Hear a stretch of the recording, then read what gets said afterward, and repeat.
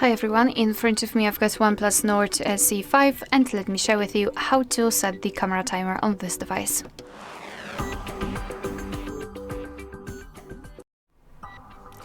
So let's begin with opening the camera app.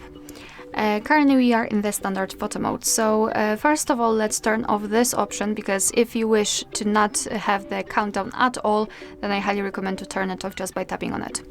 Now let's tap on the three bars icon in the right upper corner, and on the second position we've got the timer options, so we've got off, 3 and 10 seconds delay.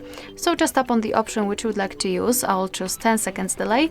As you can see, it will be immediately marked, immediately applied in the shutter button, so you can always check whether you've got the timer set or not.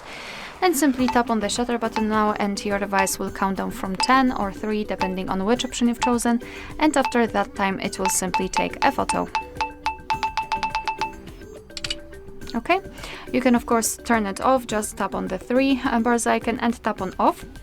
And I just wanted to show you, if you will have this option set, then your device will still count down before taking a photo, and after tapping on it and disabling it, your device will take photos right after touching the shutter button.